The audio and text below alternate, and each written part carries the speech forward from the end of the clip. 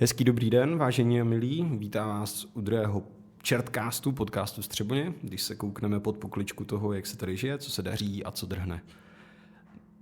Na úvod bych se rád představil, protože v prvním díle jsem na to jaksi pozapomněl, takže mé jméno je Tomáš Albert a budu vás provázet Čertcastem, budu si sem zvát hosty.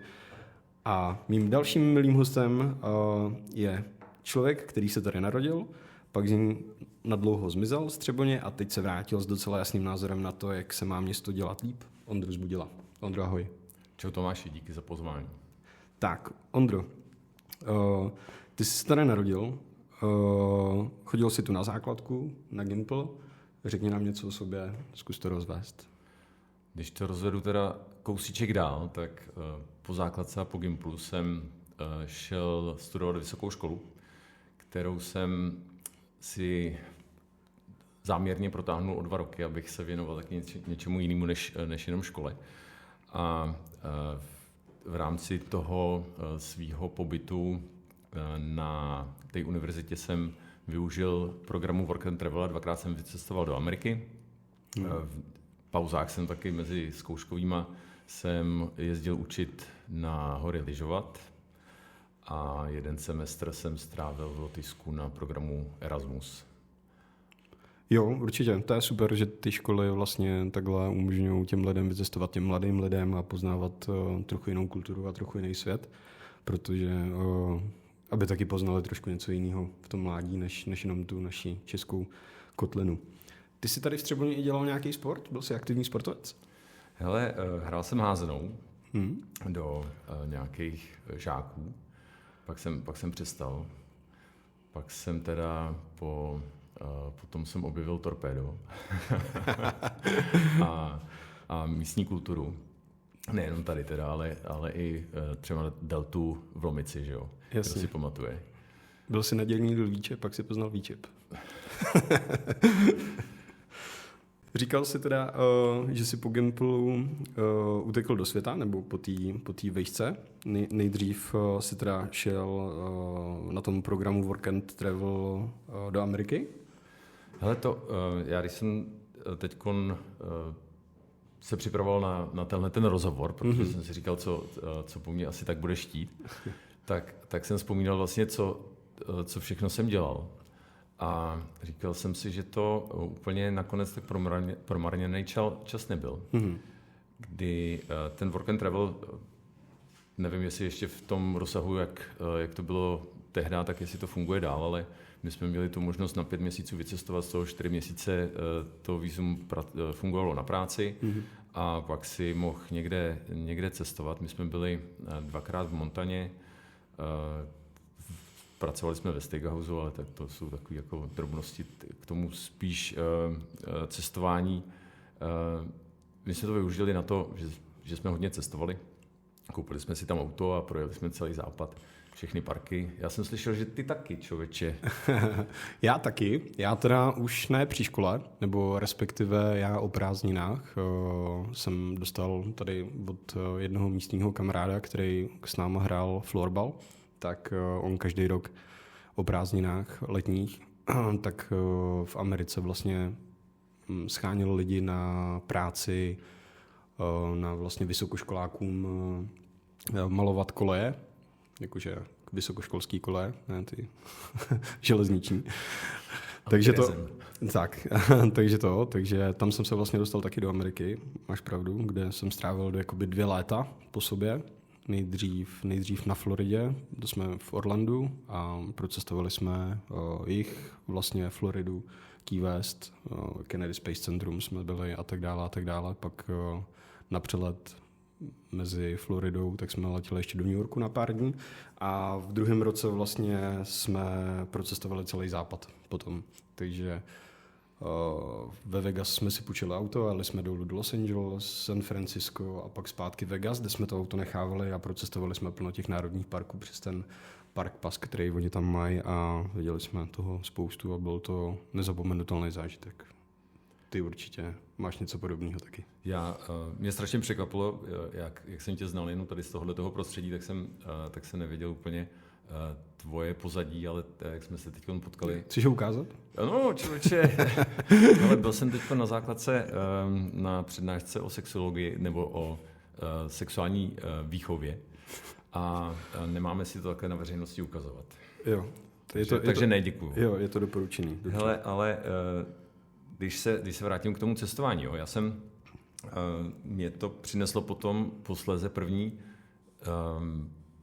pracovní příležitost, protože to cestování se mohl zúročit pak zase zpátky u té agentury, kde jsem si ten pobyt tam vyřídil, to byl už zkrachovalý GTS International, tak jsem u nich začal dělat konzultanta toho programu a ten program jsem i nabízel aktivně a chodil jsem po univerzitách, chodil jsem po fakultách, představoval jsem jim tam, o čem ten program je a ukazoval jsem jim tam slajdy z toho našeho cestování, jak je to tam hezký a pak jsem jim prodával ten program, letenky, zajišťoval víza. Zprostředkovával. Jasně. Tam to bylo takový hodně divoký pro mě z toho pohledu, kdy jsem dostal i přístup do systému Amadeus, myslím, že se to jmenuje, na prodej letenek, kde si přímo navěšený na ty servery těch leteckých společností. Tam se to zadává v příkazovém řádku a neakceptuje to mazání a jakoukoliv chybu. Jakmile to odklepneš, tak je to hotový. A když jsme tam prodávali někomu zájezd do Japonska, asi 7 lidem hromadnou letenku jsem tam vystavoval, tak jsem si říkal, to mi asi ten 4násobek toho mýho platu na tu případnou škodu stačit nebude. Bylo to taky jako hodně adrenalinový zaměstnání v tomhletom ohledu. Jasně, rozumím. Neumožňovalo to chybovat. Zeptám se ještě, mě zajímá, ten work and travel, on ti vlastně nabídne nějakou tu jako práci nebo doporučí, anebo si to hledáš sám potom už jakoby v té zemi? Bylo to dvou. Za nás, já nevím, jak je to teď, ale za nás to bylo tak, že buď si šel na takzvaný job fair, to se organizovalo většinou v Praze, kdy přijeli ty zaměstnavatelé z Ameriky, ty si tam šel a rovnou si se domluvil na tu práci, protože ty si už musel před tím odletem mít vyřízenou přímo tu pracovní smlouvu na to konkrétní místo. Nebo to vízum, když si potom šel na americkou ambasádu, tak to vízum bylo svázané s tou konkrétní pracovní pozicí, takže to nešlo, neznali jsme to tak, že by to šlo dělat, že dostaneš vízum a na blin tam odejdeš a začneš si něco hledat. Jasně, vždycky to muselo být dopředu domluvený teda. Ty jsi říkal, že jsi pracoval teda u toho GTS International, tak v podstatě, jak ses tam dostal, nebo jak to na základě toho tvýho cestování tě to nějak jakoby upoutalo, že si vzal tu nabídku tam pro ně pracovat? Hele, nejdřív jsem dostal nabídku, jestli bych nechtěl ty svoje zážitky zprostředkovávat ostatním, protože to samozřejmě byla pro ně reklama a přitahovalo to jako další zájemce o tenhle ten program. Takže to je jako standardní, jako se to dělá, že těm účastníkům zájezdu poslali e-mail, jestli náhodou někdo nechce dělat ty přednášky, tak jsem říkal, že jo, udělal jsem si prezentaci, pár slajdů a ty jsem vyprávěl fakultu po fakultě a začal jsem pak u nich pracovat, protože mi to líbilo. Jako byla to poměrně dobrá brigáda při práci, teda při škole. Ty jsi vlastně potom na dlouhou dobu odešel z Třeboně, je to tak? Je to tak, protože nevím, jak se to stalo z takového jako pecivála. Já teda ne, že bych se úplně změnil, že bych nebyl pecivál, ale dostal jsem jak už jsem říkal, byl jsem na Erasmu v Lotyšsku, kde jsem potkal spousta lidí, cestovali jsme po okolí, jezdili jsme do Skandinávie na výlety a pak jsem si říkal, co budu dělat po té škole, když jako jsem takhle rozlítaný. A říkal jsem, skončím školu a pojedu pracovat na Nový Zéland. Ale tam byly takové okolnosti, které vyžadovali, abych přibližně 3/4 roku po tom, co skončím výšku, tak jsem musel čekat, než bych se dostal na ten Nový Zéland. A jak vyplníš toho 3/4 roku, tak jsem začal pracovat a nastoupil jsem, zase mě oslovili, dostal jsem nabídku, jestli bych nechtěl začít pracovat u Boše v Budějcích. A tak jsem na to kejvnul s tím, že jsem měl začít pracovat v Americe.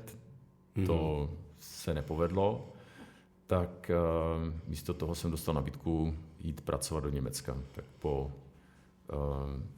po škole jsem teda odešel, přestěhoval jsem se do Budějovic, protože to je takový jako logičtější, když tam pracuješ a po škole nemáš stejně co, abych dojížděl tady z Třeboně.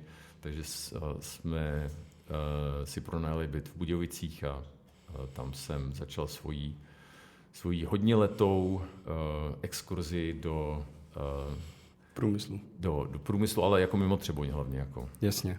Říkali se, pronajali jsme si, takže to už bylo v době, kdy... Pronajali jsme si, kdy jsme byli 2. Už jste byli 2. Jsme byli 2. 2. Takže to bylo ještě před dětma. To bylo ještě před dětma. A nějaký tvoje další? Já vím, že ty jsi jako velký cestovatel, takže nějaký tvoje jakoby další cestovatelský poznání a věci, kde jsi byl? Já jsem teda poslouchal Honzíka, jak tady vyprávěl o svém Maroku a o svý vášni. Aha. Já žádnou takovouhle, no vlastně jednu takovou vášeň mám, který se možná dostanu. Jako standardně takovýhle cestování do Rumunska, že jo, nebo standardně, jako nabízelo se to jet si přejít rumunský hory. To jsme část toho našeho výletu, já ani nevím, jak se to přesně seběhlo, ale myslím, že část byla přes nějaký cestovatelský časopis, kdy někdo hledal někoho a nějaký náš kamarád právě někoho takhle sehnal, takže jsme se sešli ve vlaku v Brně, kdy Pražáci přijeli z Prahy a my tady Třeboňáci z Třeboně a jeli jsme 24 hodin do Rumunska, tam jsme přišli hory. To se nám líbilo, tak pak se nám líbilo přejít taky v Nepálu. Jsme se podívali na jeden trek, kdy taky se to událo tak, jako že znáš někoho, kdo zná někoho, kdo hledá, aby nešel sám. Rozumím. A takovýmhle stylem jsme si prošli Nepál, nebo respektive ten jeden trek a pak ve 2 jsme cestovali po Vietnamu, kdy jsme přilítli do Hanoje a po vlastní ose jsme se měsíc dostávali do Ho Chi Minhova města, do Saigonu a do okolí. Krásný to bylo. Krásný to bylo. Ty to říkáš hrozně, kdyby to bylo jakoby úplně běžný, a kdyby si skoupil tady jízdenku prostě, nevím, do Liberce a odjel si, protože třeba ten Nepál, to muselo jakoby být hrozných příprav a všeho a celkově jakoby kolem té Indie, jako to není sranda někam takhle vycestovat, že jo? Hele, Nepál, my jsme to samozřejmě dělali v nějakém věku, který byl o hodně menší, než je nám teďkon, takže jsme hlavně to chlapské osazenstvo bylo takový, mně se zdá jako nevědomí si těch rizik, které tam můžou nastat. A my jsme tam, samozřejmě přípravu jsme měli, jako načetli jsme si to, že bylo tam spousta lidí, takže si naposloucháš, načteš, připravíš si tu trasu, itinerář a připravíš si taky na to vybavení a odjedeš tam s nějakou mírou rizika, s nějakou mírou nejistoty a nevědomosti.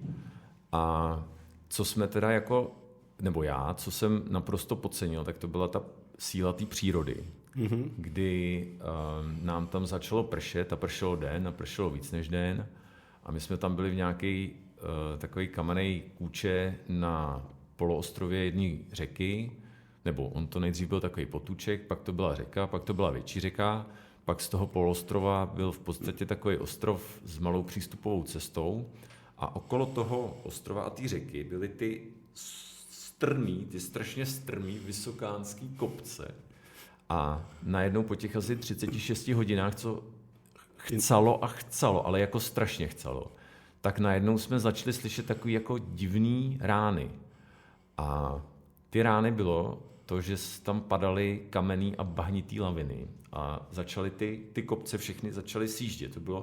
To bylo co prostě pár minut, tak to někde sjelo. A teď ono pršelo a byla noc. Holky se bály, my jsme tam pili nějaký čank a bylo nám dobře a hráli jsme karty a bylo to všechno strašná zábava. Klasický kluci neřeší, že? Vůbec jsme nic neřešili. A když jsme pak vyšli ven ráno a ono se rozjasnilo, tak si viděl, že všude z těch kopců jako šly krásný vodopády vody. Jako bylo to krásný, tak jsme říkali, vyjdeme, ne. A teď oni nám říkali, jako není kam jít, že jako není kam jít, musíme počkat, než udělají cestu. Ta cesta už neexistuje. Ta cesta jako to jako nebyla cesta, předtím to nebyla cesta, to byla v traverzu zašlápnutá pěšina, že jo. Uh-huh. A občas si musel překlenout to údolí, kde byl nějaký bambusový most nebo nějaký. To bylo všechno strhaný a oni to začali před náma budovat, takže jsme jako postupovali velice opatrně a pomalu potom. A stále jsme si neuvědomovali to jako riziko, který nám mohlo, nebo jako reálně hrozilo. Tam. No, jasně. Protože my jsme se to dozvěděli až potom jako s odstupem času, že v té době, co jsme tam byli, tak to jako několik lidí reálně zabilo, jo, těch turistů, že tam prostě to takhle sjelo a sjelo to s nima, nebo jim spad na hlavu šutr. A my jsme tam jako jeli manit, jo, skákali po horách a měli jsme strašnou zábavu z toho, že jdeme Nepálem. No, to je právě ono, jakože člověk si to takhle krásně jakoby naplánuje, vycestuje a pak vlastně, když se stane nějaká taková nepředvídatelná nebo mimořádná věc, tak na to v podstatě není připravený a neumí na to pořádně reagovat, že jo? Nebo na to se člověk asi pořádně nepřipraví, no. Jako, když nemáš tu zkušenost, to je právě o těch zkušenostech a tímhletím získáváš ty zkušenosti a když sedíš tady furt na zadku, tak ty zkušenosti jako těžko získáš takovýhle. Jako ne, že by ti tady v Třeboní k něčemu ty zkušenosti s padáním kamenných lavin ze svahů úplně byly, jo. Že by z kopečka se svalil nějaký kámen třeba, ale jako takhle zpětně si říkám, že to bylo takový hodně naivní přístup k tomu našemu cestování. Tak Slováci se nám smějou, když vrazíme, že jo, do Tater, že tam jedeme v pantoflích a tak, a kolik Čechů tam umřelo, že jo, tak to si z nás dělají vždycky největší srandu. Tak my jsme v podstatě šli v tomhletom rytmu, no. Jo. Pak jako ten Vietnam, co jsme byli potom, tak to už bylo takový jako jistější. To už jsme věděli, jako do čeho jdeme. Příprava proběhla trošku. Příprava, jako ono, jako na co se máš připravit, věď? Jako teoretická příprava, to spíš být jako uvědomělej, no. Jako zkusit se podívat na ty souvislosti a přemýšlet o tom, jo? Potom už nechodit po hlavě někam do rozbouřených vod. Jo, tak ono těma zkušenostma vždycky z nějaký té země, tak si už potom, jakoby, když plánuješ další výlet, tak už si z toho dokážeš poučit, určitě. No, tak jo. Dobrá. To bylo teda tvoje zkušenost ze zahraničí a pak se teda přesuneme k návratu do Třeboně. Ty jsi sportovec, chtěl si určitě, aby tvoje děti sportovaly. Kolik je tady vlastně možností vlastně dětského vyžití? Že jo? Je tu házená, která má tradici, která se tady učila už na základkách, pak je tu nějaký veslování. Ale sportu je tu dost. Jako ta nabídka je tady velikánská. Co já jako neustále rozporuju,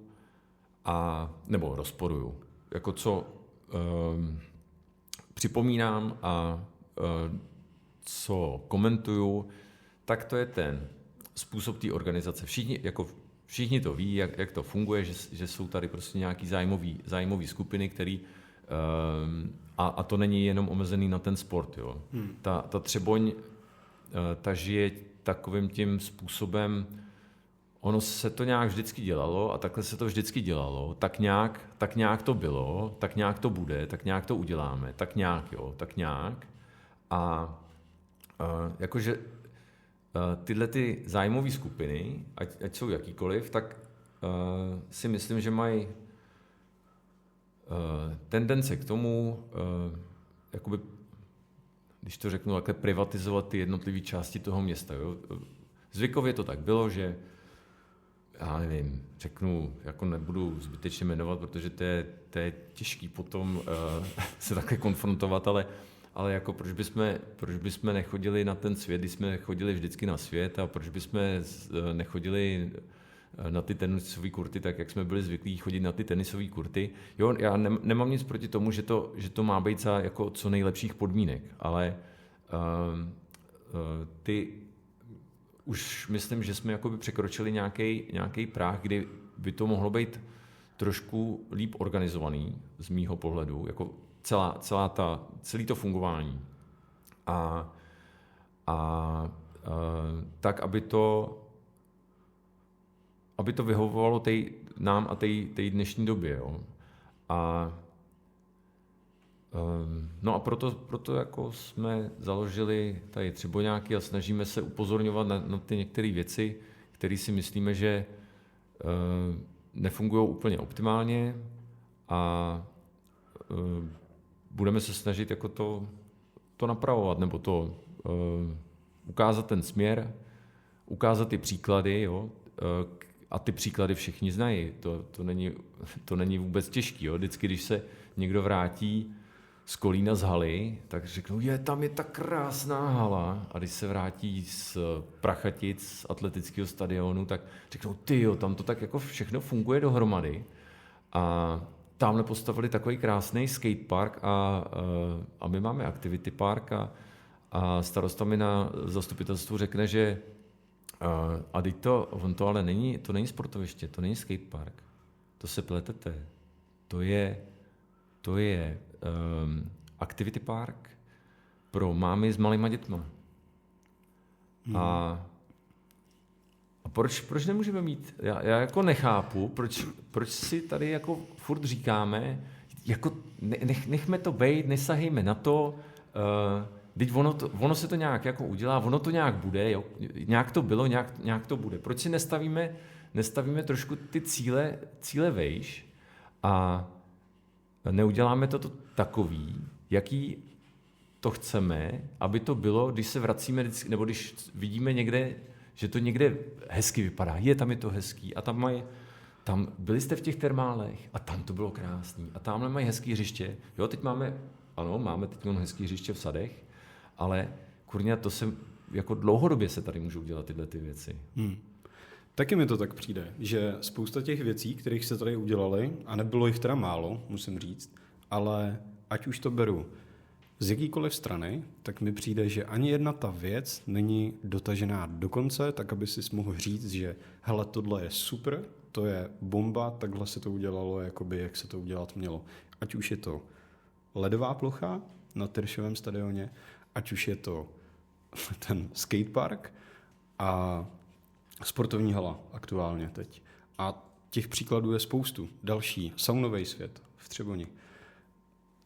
X a X věcí, které se tady dělaly a udělaly a podle mě, já nevím, kde je ten zakopaný pes, já do toho tolik nevidím, ale pokaždý, když vidím nebo slyším, kolik peněz to stálo a kolik věcí se tam udělalo a vlastně to funguje buď napůl, anebo jako špatně, tak jsem z toho jako smutnej. Hele, přijdeš do lázní, jo, do saunového světa, nebo vůbec jako na tu recepci. Není tam záchod. Jo. Přijdou lidi, jezdí sem zdaleka lidi. Přijedou, vyjdou z toho auta, ještě musí platit za to parkoviště. Přijdou tam, teď je tam fronta, jdou si kupovat ty lístky. Teď ty děti tam takhle jako stepujou, chce se jim čůrat a nemají si kam dojít se vyčůrat, ne? V tom venkovním koupališti. Jo. Je to hlavně pro děti a nejsou tam nízký pisoáry například, nebo nízký mísy pro ty děti. Jo, ty kluci tam stojí s těma pimpasama, ty se nemůžou trefit, tam jako žlábek by byl ideální. Jo. Vůbec jako mě vadí, dobrá, může se říct, že to je jako detail, jo. Ale to přeci, jako když jedu z té jedné věci do té druhé věci, tak je v tom tato samá linka toho nedomyšlení. Toho, že se nesedne v klidu, nemusíme sedět 2 měsíce každý den a v 50 lidech o tom diskutovat, ale ať se k tomu pozve někdo, kdo k tomu rozumí a třeba ať to stojí ten projekt o $1 milion víc, ale pak ať to funguje. Jo. Kolik my tady dáme za ty dodělávky. Jo. Hala stála o 30 milionů víc. A hala, jo, mimochodem, ta se dělala jak to vlaštovčí hnízdo. Nejdřív se řekne, že se má opravit hala, ale bude to bez toho foyer a bez toho zázemí vepředu. Jo, takže se to namaluje. My říkáme, a není to kravina, jako když už rozkopu halu a nebudu dělat ten předek, když jako první, kam přijdu do haly, je ten předek a navíc tam pak nemám kde si dát jako nějaký pití a něco. A tak potom teda, když už to bylo vysoutěžení, když se začalo kopat, tak se začal dokreslovat ten předek. Jo? Jak to asi může dopadnout? Může to dopadnout i dobře. Jo? Můžeme si říkat, je tam krásná hospoda, bude to všechno super, ty tam budeme mít ubytování na jedné straně a tělocvičnu na druhé straně. Petr Michalů jako správně poznamenal, a proč to ubytování není jako na té druhé straně s výhledem do toho parku a ta tělocvična u toho fotbalového hřiště. Jo? Teď tam budou ty lidi, co tam budou bydlet, a tam nebudou furt teďkon ty turnusy těch sportovců, ale tam dozajista budou bydlet nějaký lázeňský nebo někdo. Tak ty budou jako bydlet uprostřed sportoviště. Mm-hmm. Mohli bydlet jako na kraji, že jo? Teď budou mezi halou, velkou, malou a mezi fotbalákem. Jo? Mohlo to být na kraji a ten sport mohl být jako v jedné části. A takových případů, jo, pak je tady jako milion. Ten zimák, to snad ani nemusíme rozpitvávat, to jsem jako i jsem to kreslil, mluvil jsem s majitelem té technologie, mám k tomu výkresy, vím, jak se to má ideálně jako stavět, vím, jaký tam mají být vrstvy pod ty technologické vrstvy pod tím. Ty tam nejsou, není tam izolace ani proti vodě, ani tepelná, která tam má být v obě dvě. A prostě funguje to, jak to funguje. Má to být namražený za 4 dny, tam můžeš poslat rolbu, u nás se to dělá 10, 12, 14 dní, jo, protože to furt teče, než se to zamrazí. Jo. Zbytečně každý rok, já nevím, 40-80 tisíc vyhodí zbytečně za tu elektriku a za vodu. A to bude každý rok, protože se tam ušetřilo 120 tisíc za izolace. Že jo. A tohle to je, já se teda nechci rozvášnit, jo. Ale tyhle ty věci, to nejsou jednotlivosti, jo. To je prostě systematický selhávání při vůbec návrhu těch investičních akcí. Jo. Vůbec stanovit si na začátku, co od toho chci jako dostat za výkon, za službu a okolo tohoto nakreslit. Jo. A ne to nakreslit a pak tomu vymýšlet nějakou náplň. No, mně přijde, že tady vždycky jako nápad, že jo, jakože co se teda udělá, nebo jako takový hrozný jako hype okolo toho, něco se vytvoří, ale je to vytvořený jakoby tak strašně narychlo a není to vlastně ani ve finále jako domyšlení, pak se to začne stavět, dělá se to a zjistí se, hele, tady to je vlastně jako špatně, nebo tohle bychom mohli ještě udělat jinak. A pak se to spatlá do nějaký jakoby věci a to tady v Třeboně máme prakticky s každou novou věcí, co se tady stane. Hele, to bychom jako ty jednotlivosti mohli rozebírat dlouho. Tohleto, jako když jsem se začal do těch jednotlivých věcí dívat, tak to byl ten důvod, proč jsme to dali dohromady a proč jsme požádali lidi o to, aby nám dali hlas a chtěli jsme to změnit. Jo. Všechno to začalo asi býčovým hřištěm, člověče.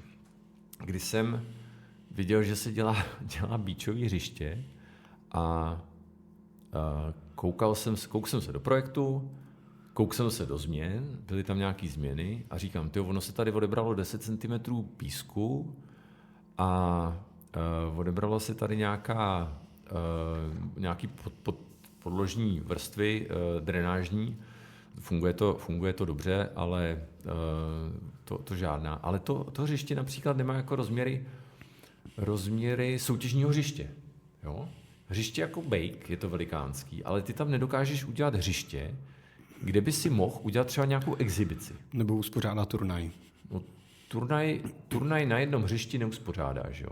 No, nebo takhle, jakoby nějaký soutěžní, jakoby oficiálně třeba nějaký zápas. No. Tak. Zápas, jako ty tam neuděláš zápas, protože to nemá parametry toho soutěžního hřiště. Takže jsme si udělali za, nevím, 5,5 milionu, jsme si udělali jako volnočasovou plochu, která je, když je to volnočasová plocha, jo, tak je umístěna v tom jakoby sportovním parku. A co ty chceš od volnočasové plochy? Jo? Ty, když chceš, tak si sem chceš zajet s nějakýma kámošema, chceš si tam dát nějakou limču, kde si koupíš tu limču, kam si dojdeš na záchody. Jo? Ten přístup na ty záchody jako nejdřív byl přes garáž, teď je to jako přes ty fotbalový, přes nějaký dvířka, jde se přes fotbalák, pak se tam jde do fotbalových šaten, do haly se chodit nemůže pořádně, protože ta je většinou zamčená v létě. A jako tohleto, ty souvislosti toho celého areálu vůbec nejsou vyřešený. A já jsem na to upozorňoval několikrát a říkal jsem, kde je k tomu nějaký projekt. Dostal jsem 1 A3, kde je to jako namalovaný. Jo? Žádnou textovou část, žádný analýzu vztahů tam, jako kudy lidi budou chodit, jak se to bude používat, jaký tam budou sporty, jaký je rozvoj do budoucna. Jako nic. Jo? Když se podívám do libovolného města, tak tam je prostě stránkový studie, který řeší celý tyhle ty vztahy i v návaznosti na okolí, parkování, jak tam budou hospody, jak to bude fungovat. Město tam pořádá jarní a podzimní sportovní dny pro děti. Jo, tady Hazená taky jako pořádá pěkný věci pro děti, jo, ale to je jako jo, je to dobrý, ale myslím si, jako, že ten celý areál by mohl fungovat líp. Určitě. Teď už jenom z hlediska toho, kolik vlastně věcí se tam udělalo, kolik těch sportů se tam dá dělat, tak si myslím, že by to mělo mít nějaký komplexní prostě řád a aby to bylo propojené a aby ty mezi sebou jakoby dokázaly fungovat, ty hřiště a cokoliv. Jakoby, no. No a starosta řekne, že já tady akorát plkám a že to přece je pro ten sport a bude to krásně fungovat a že ty sportoviště tam teď všechny jsou a městská sportovní to bude krásně provozovat. A všichni řeknou jo, ono to vlastně tak je. Takže se to nějak udělá a nějak to bude, a ono to nějak bude fungovat. Jo? Proč by to nefungovalo? Ono to jako nějak to bude fungovat. Nějaké určitě. To je jistota. Co teda jakoby udělat? Nebo jaký je východisko z toho, aby se tady ty věci jakoby začaly dělat líp? Anebo aby se dotahovaly do konce a aby jako celkově... Hele, já jsem tady někomu odpovídal, když jsem tady jednou večer byl, tak jsem dostal podobnou otázku, nevím, jestli jste nemluvili spolu, ale a od tebe nebyla to teda ta otázka. To už bylo pozdě večer. Jako o těch prioritách. A já jsem říkal, že za mě teda minimálně na nějaký částečný úvazek jsem vzít architekta. Jako obnovit funkci architekta v Třeboni.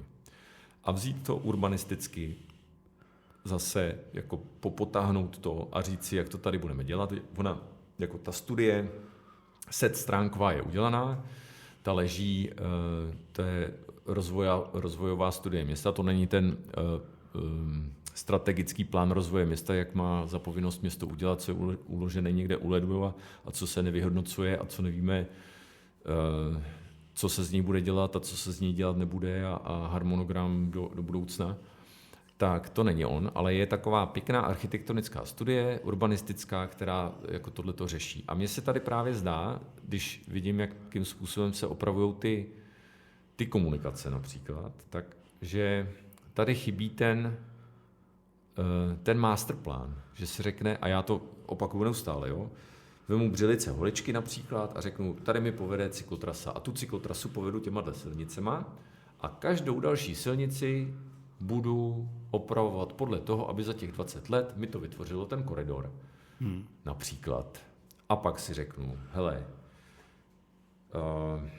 Vilovka bude mít takovýhle osvětlení a takovýhle povrchy a město takovýhle a udělám tomu nějakou jako jednotnou tvář. Koncepce.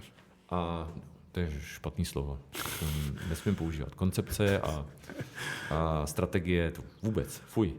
Jo. A víš, jako dát tomu nějaký řád a popsat ho, úplně jednoduše to popsat a říct, vážení občané, za 20 let až 30 vidím to město takhle. A budeme na tom pracovat. A jestli se vám to líbí, tak nás dalších 30 let volte, anebo se dohodnout se všema, jako je to například v Litomyšli, kde nemají opozici a koalici. Jo, já nechápu tenhle idiotský systém opozice a koalice tady. Omlouvám se za škaredý slovíčko. Kdy jako já nechápu, proč jako město o 8 000 obyvatelích, kdy máš velký problém sehnat 25 lidí na kandidátku, tak proč si tady hrajeme na nějakou opozici a koalici, jako kdyby jsme byli v parlamentu. Tady si máme hrát na to, jako kdo chce dělat a kdo nechce dělat. A ne, aby jsme tam jako se koukali na koalici, když si tak říkají, jak tam prostě jako jeden muž takhle zvedají ruku, jo, na ty všechny body. Jako k čemu to zasedání toho zastupitelstva je, jako netuším. Jako tenhle ten koncept netuším. Jako diskuze není chtěná, jo, tam jako ať mi nikdo neříká, že to, co se tam děje, je jako diskuze. To jako není diskuze. A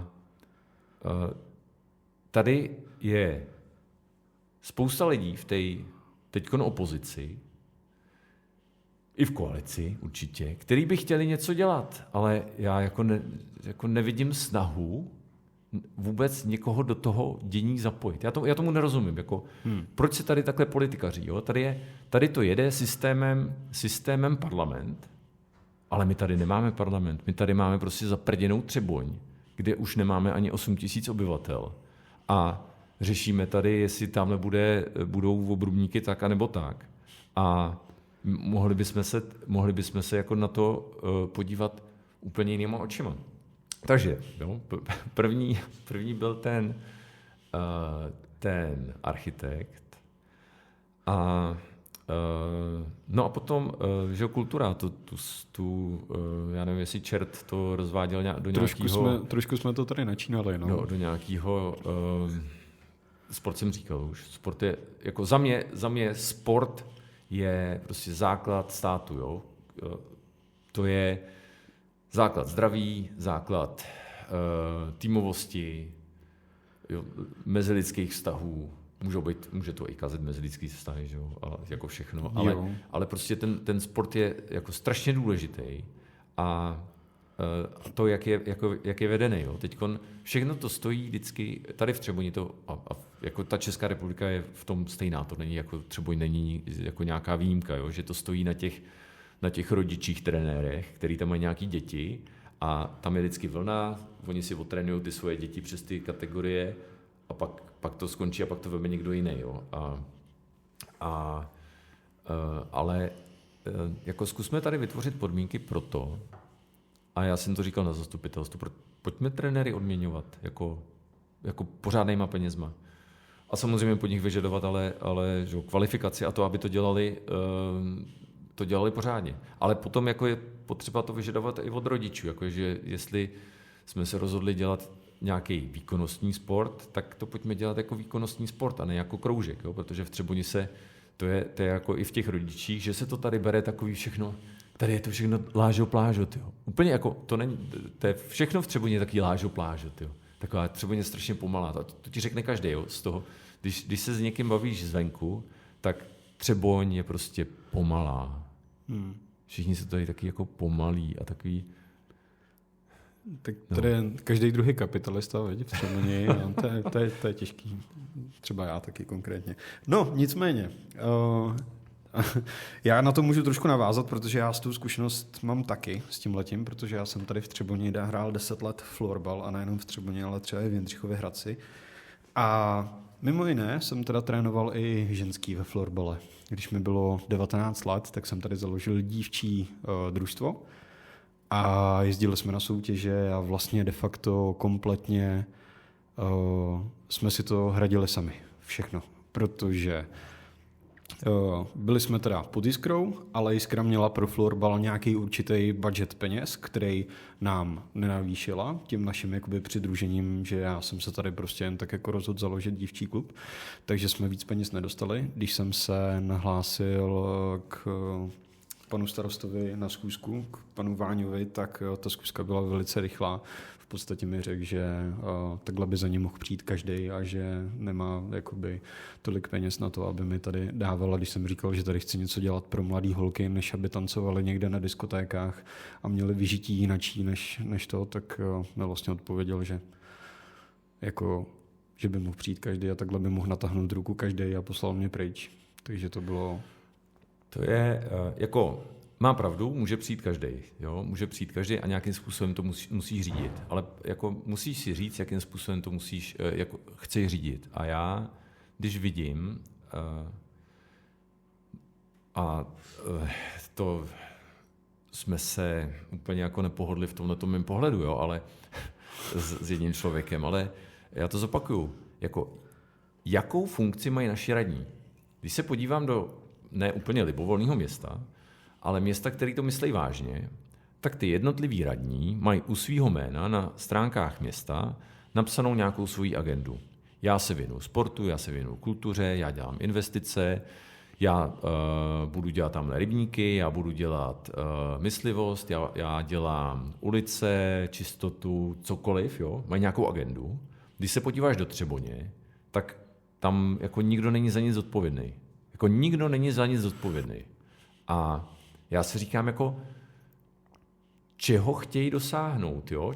Tím, že se nechali do těch pozic nanominovat. Jako nějaký obecný plky o tom, že chceme mít to město hezký a chceme plnit náš program. Jo? Všichni víme, jak se dělají ty programy. Tak jak opravovat ulice. Jo? Máš prostě plán ulic na dalších 40 let a víš, kdy ti vyžijou ty jednotlivé povrchy. Ale jako, co ty lidi chtějí tou svojí nominací nebo tou svojí pozicí dosáhnout. Co je ten můj cíl? Jako, kdybych já byl v jakýkoliv nebo já na té svojí pozici, jaký jsem teďkon, tak já chci vyvolat tu diskuzi. A chci tady vyvolat to, že ty lidi o tom začnou přemýšlet. Dosáhl jsem toho, že pan Masojdek o mě píše, já nevím kolik článků v těch novinách a označil mě za rejpala. A je to dobře, jo? Ať to píše. A to je jako, to chci dosáhnout. Jako tou svojí teď, když mě odsunuli do opozice, tak já chci upozorňovat na ty věci. A to je jako funkce teda toho opozičního zastupitele. Ale co je funkce, každého jednotlivého toho radního? Já nevím, jako vůbec nevím. Jako co je jejich funkce? Co si řekli, že je jejich cíl, čeho chtějí dosáhnout? A to by si měli klást tuto otázku, nechci napovídat. Všichni voliči, kteří volí, tak by se mohli na ně podívat a říct, hele, co vlastně oni tam jako dělají? Co si vzali k srdci, jako, že budou dělat, jo? Petr Michalů, když ho teda jako budu zmiňovat jako kolegu opozičníka, tak ten prostě jede ty své břilice, že jo? A má tam hasiče a má tam ty svoje, ten svůj osadní výbor a prostě jedou tam ty věci a realizují to, jo? Mají tam zastřešený odpadní nádoby, jo? To jsou prostě reální výsledky a reální nějaký cíle. Ale co ty naši radní, tyjo, jako si stanovili za svůj cíl? Já tomu nerozumím. Mimochodem, kdo je odpovědný za ulice, to by jsem taky rád věděl, protože já bydlím v Šustovce, takže To by mě zajímalo moc. Protože Šustova ulice dopadla moc hezky. S realizací a s revitalizací ulice. To můžou v Komenskýho, ne? Nebo jak se jmenuje ta u Lázní Komenskýho ulice? Jak jsou tam ty vlny tak a ještě tak.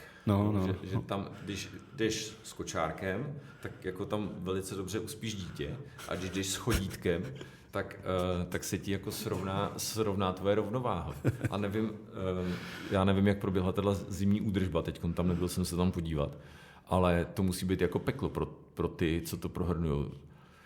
To je jako, myslím, že se jmenuje Komenskýho, to je jako to je pekelná rekonstrukce tohleto. No. Už teď jako ty povrchy tam praskají, jako já nevím. Hele, nejlíp prohrnuto je vždycky před úřadem, co jsem si všimnul. A to je v pořádku. Taky si prohrnuješ doma, ne? Taky, jasně. Já bych si taky prohrnul. Jako proti tomu nic nikdo nemá. Určitě. Dobrá. Ondro, co říct závěrem? Hele, závěrem koukám na tvoje hodinky. Ano. Pěkný, veď? Počkej, tady na tom papíře stálo 30 až 45 minut. Trošku jsme to protáhli. A ty jsi říkal čertcast a já říkám, že to je ostrejcast, protože dá se to střihat tohle? Asi něco střihneme. A nebo to tam necháme, to bude dobrý. Tak jo, já děkuju za pozvání. Já moc děkuju, že jsi přišel. Bylo to fajn. Přeju nám všem klidné dny nového roku. Klidné dny. Chci si tady trošku přihrát polívčičku, protože jsou komunální volby letos určitě. Že? Nechci. Já nebudu dělat žádnou propagandu teďkon. Dobře, proč ne? Já jsem ti tu možnost dal, uvidíme. Já doufám, že mě ještě pozveš jednou. Hele, já jsem to už asi řekl, ne? Jako přihřát si polívčičku před komunálníma volbama. Člověče, já jsem viděl teďkon, podívejte se všichni na video ODS, který je od dneška na sítích, je to i na Facebooku Třeboň, té skupiny, kdy ODS Třeboň nám tady všechno postavila. Děkujeme. Já vám děkuji, jak jste nám tady všechno postavili. Všechny ulice opravený, jako miliony děkovných dopisů. Díky. Tak jo, tak tímto děkujeme. ODS Třeboni, udělali jste to skvěle. Tak jo, tak díky moc. Bylo to hrozně fajn. Já děkuju vám, ty, co jste to dokoukali až do konce, a kdybyste nás chtěli podpořit, tak samozřejmě dejte odběr na YouTube a sledujte nás na všech platformách. Jsme za to moc rádi a já vám děkuju. Mějte se moc hezky a ahoj. Juice.